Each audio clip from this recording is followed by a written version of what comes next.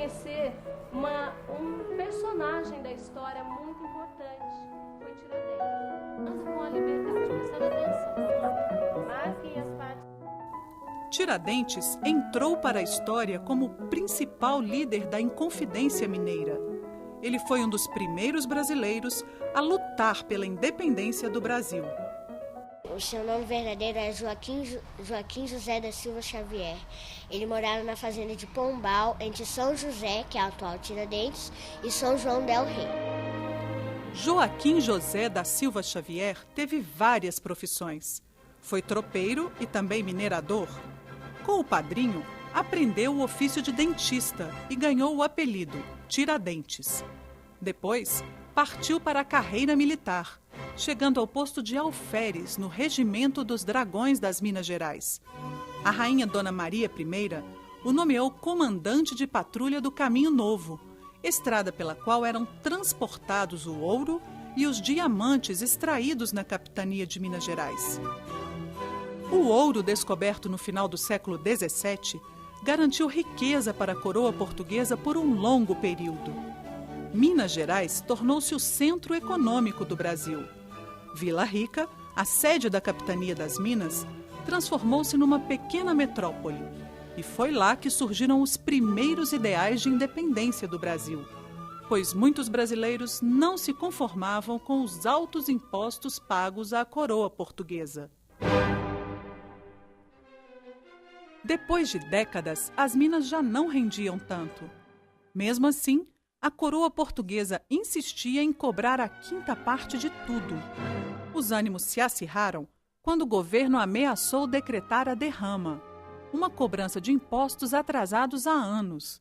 Eram mais de 7 toneladas de ouro que seriam arrancadas dos brasileiros à força, a menos que eles se organizassem para impedir mais essa tirania.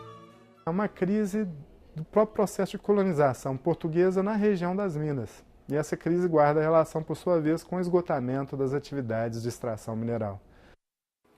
Tiradentes envolveu-se profundamente na Inconfidência Mineira. Em 1787, pediu licença de seu regimento e viajou para o Rio de Janeiro, onde entrou em contato com os ideais iluministas. De volta a Vila Rica, juntou-se a outros conspiradores.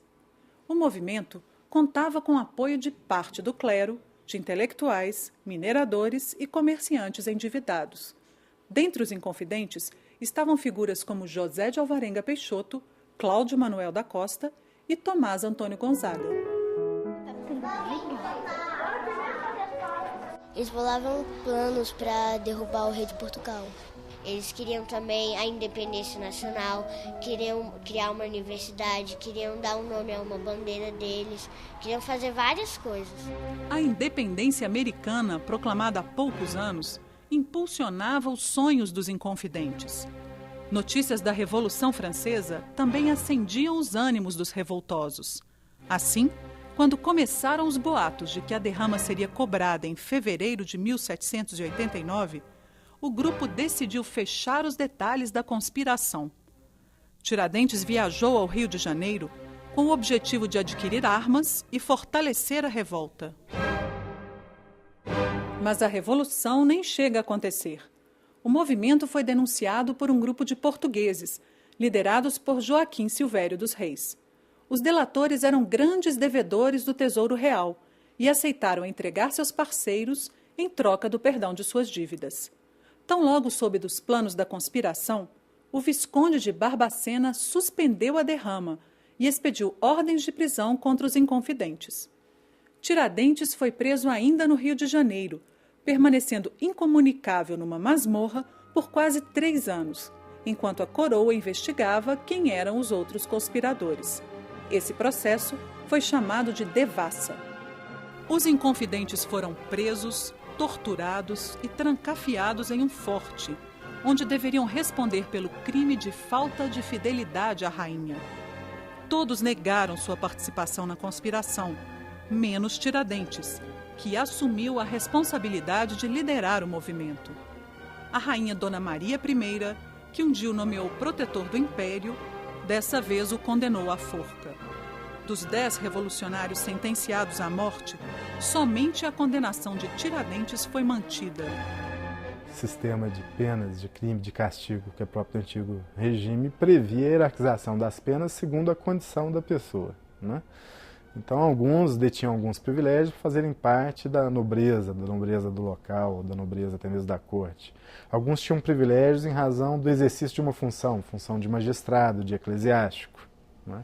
Tiradentes não tinha nenhuma forma de privilégio. A sentença de Tiradentes foi lida a 18 de abril de 1792 e 3 dias depois ele foi executado em praça pública no Rio de Janeiro. Além de enforcado, foi decapitado e esquartejado. A cabeça foi exposta em Vila Rica e partes do corpo foram dependuradas em postes ao longo do Caminho Novo, aquele mesmo que ele tantas vezes percorreu. Sua casa foi derrubada e seus bens confiscados. Então, a própria Inconfidência Mineira, junto com a Conjuração Baiana, eram movimentos de protesto contra as formas de dominação colonial que deixavam explícito que a colônia havia adquirido maturidade econômica, social e agora política, para dar conta do seu próprio destino, sem necessidade de uma autoridade externa interveniente. Tiradentes tornou-se mártir da independência e da república. Ele é um dos construtores do Brasil.